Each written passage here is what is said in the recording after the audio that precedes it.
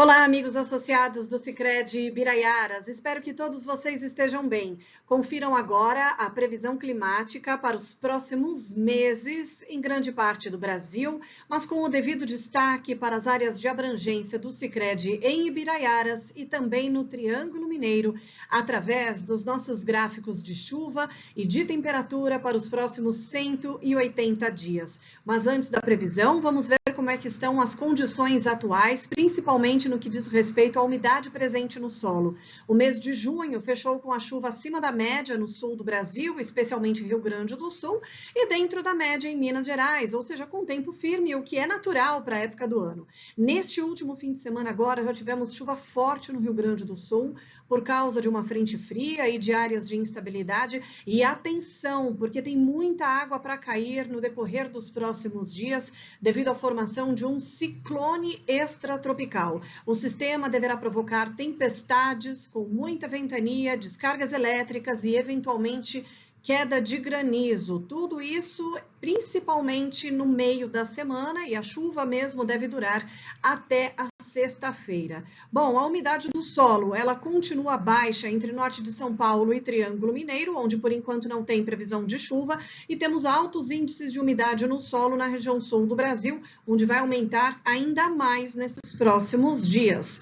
Os indicadores de clima mostram a presença do El Niño e ele deve se manter pelo menos até o nosso verão. O nosso mapa aqui do lado esquerdo é o mapa de anomalia da temperatura da superfície do mar, mostrando claramente que o Oceano Pacífico, na porção equatorial, está mais quente, principalmente nas áreas mais próximas à América do Sul, onde essa anomalia chega a ficar em torno de 3 graus. Aqui do lado direito nós temos o nosso aquário, onde em profundidade ainda observamos algumas parcelas de água quente que vão emergir e manter esse aquecimento em superfície. Bom, a previsão probabilística dá a manutenção desse El Niño com probabilidade em torno ou acima de 90% nos próximos meses, até pelo menos o nosso verão, e por enquanto com intensidade fraca a moderada. A probabilidade para uma intensidade mais forte ainda é menor.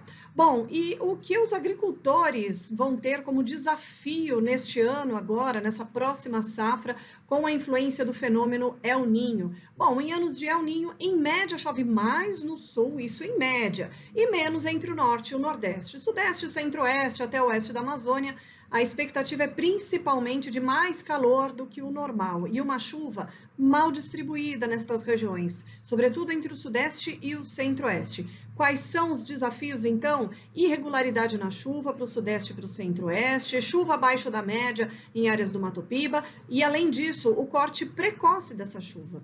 O El Niño, ele até adianta a chuva da primavera no centro do Brasil, mas ele também poderá cortar mais cedo. E, além disso, por causa do excesso de umidade, principalmente, esse ambiente acaba favorecendo o surgimento de doenças. Então, atenção sul do Brasil, onde em alguns momentos teremos excesso de chuva por conta do El Niño. Bom, para os próximos dias, tem previsão de chuva muito forte no Rio Grande do Sul, que pode ultrapassar 100 milímetros em muitos municípios, e isso deve ultrapassar a média histórica. Enquanto isso, em Minas Gerais, a chance de chuva é muito pequena. Próximo período, de 18 a 24 de julho, mais chuva para o Rio Grande do Sul, não é tão forte, mas teremos os maiores acumulados no Rio Grande do Sul e o Triângulo Mineiro segue com tempo firme, favorecendo os trabalhos em campo, o que é bem natural para a época do ano. Até o fim do mês, aqui de 25 a 31 de julho, chuva de novo no sul do Brasil e o centro do país, com tempo firme, como é esperado para este período. Agora, avançando um pouco mais no tempo, o mês de julho deve fechar com a chuva acima da média para o Rio Grande do Sul e dentro da média no estado de Minas Gerais.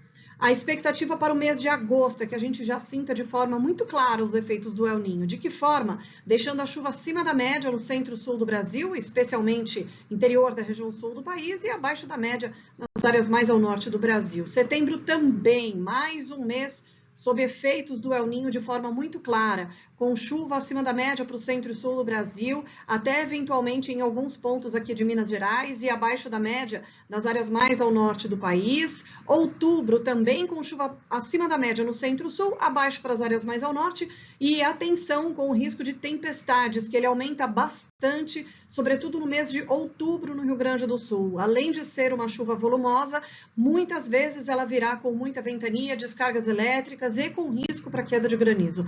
Novembro também vai ser um mês mais chuvoso no sul do Brasil, menos chuvoso para o centro e norte do país. Isso não significa ausência de chuva em Minas Gerais. Ela deve acontecer, mas não deve atingir a média histórica, e um dos efeitos do El Niño é fazer com que essa chuva ocorra de forma mal distribuída. Bom, dezembro fechando o ano também sob os efeitos do El Niño, com chuva acima da média para as áreas mais ao sul do Brasil e abaixo da média no centro e norte do país. Em janeiro vai haver uma quebra nesse padrão de El Niño.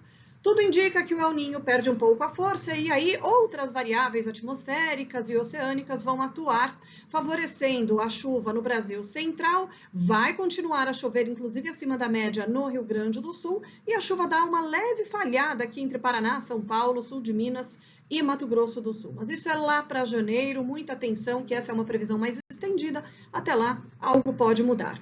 Bom, agora tendência de temperatura, também por causa do El Niño, este vai ser um inverno mais ameno. Tem previsão para uma queda bem acentuada na temperatura. No final desta semana deve fazer muito frio, mas a umidade ainda vai dar uma protegida no risco de geadas. Só que lá por volta do dia 20 até 24 do mês de julho, teremos uma nova queda de temperatura. Esta sim poderá provocar geadas no Rio Grande do Sul, mas ela não alcança o estado de Minas Gerais. Depois disso, esses episódios de frio, eles ficam bem mais esporádicos e cada vez mais fracos, ou seja, neste ano o inverno pode, entre aspas, terminar mais cedo e com isso o risco é baixíssimo para geadas tardias neste ano.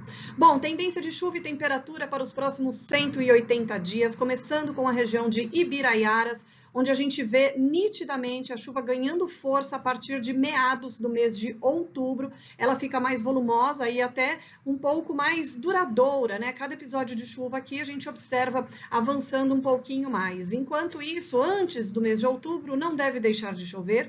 Inclusive, a chuva em alguns momentos vai ultrapassar a média histórica, mas vejam que os episódios de chuva, eles ainda serão um pouquinho mais espaçados, tanto que a gente pode ter até uma possibilidade para algumas ondas de calor, especialmente entre final de agosto até meados do mês de outubro na região de Ibiraiaras. E de forma bem natural, a temperatura, claro, vai subir gradualmente até o fim do ano.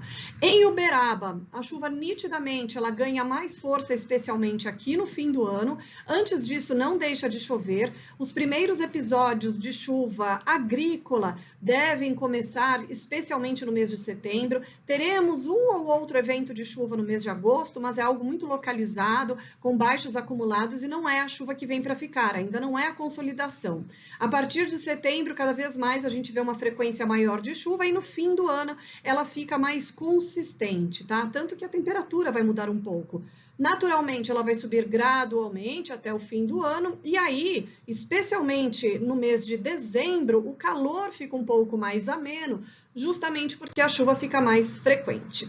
Bom, agora um resumo para os demais municípios, começando pela região de abrangência em Ibiraiaras, onde a expectativa para esses próximos 10 dias é de bastante chuva, principalmente ao longo desta semana, onde os acumulados poderão chegar aos 140 milímetros em André da Rocha, 150 em Nova Prata, 160 em Antônio Prado, ou seja, todos os municípios aqui com chuva facilmente acima de 100 milímetros.